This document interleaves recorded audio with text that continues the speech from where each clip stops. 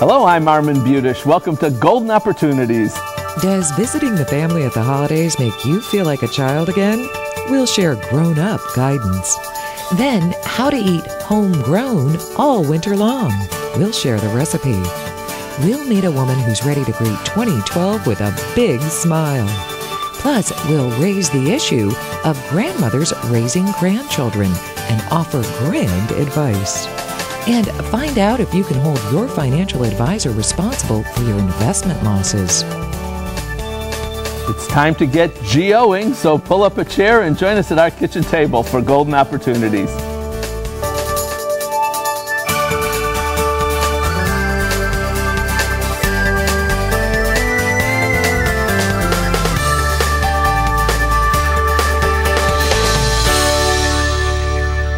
You're all grown up with kids of your own, so why do you feel like you're 12 years old again when you go to visit your parents?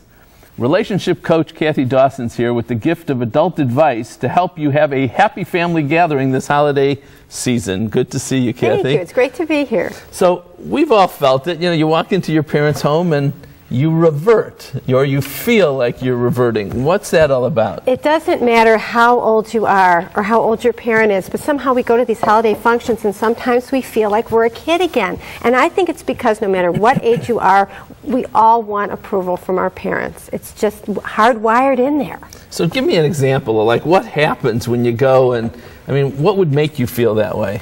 Well, sometimes you'll go to a function, and it has to do with the parents because they're in the habit of raising their kids, and sometimes when their kids get to be adults, they don't discontinue, like reprimanding or making comments. For example, if you're at a party and your mother or father says, you know, do you really want to have another chocolate cupcake?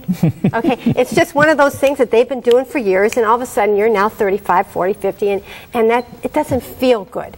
It feels like you're a little kid again. Is there a way to change that? Yeah, actually there is.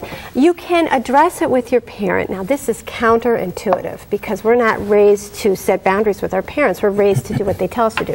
But at some point you ask them to speak with you.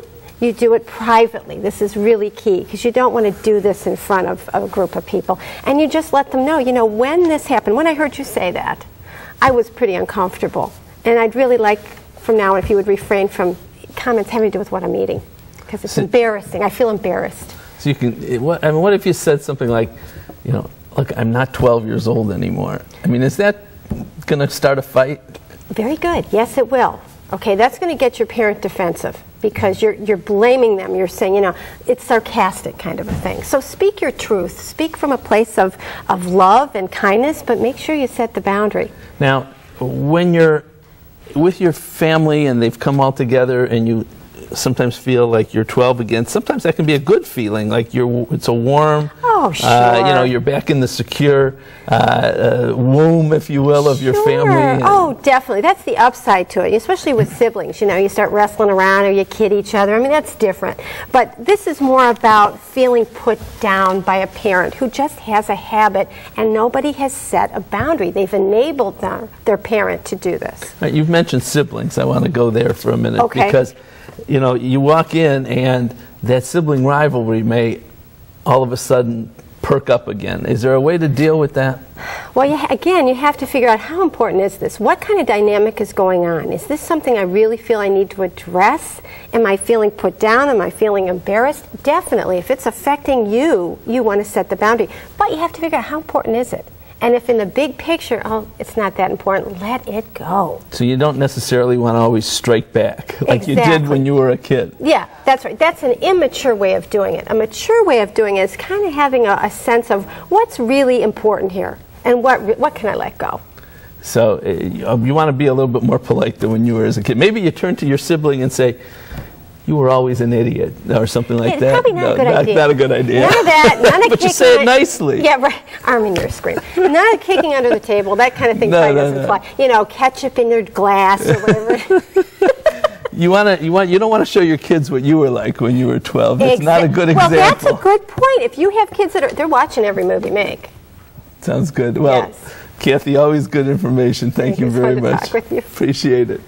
All right. So, families can be fabulous and they can be frustrating. If you follow Kathy's advice and decide now that you're going to have a happy holiday with them, you will.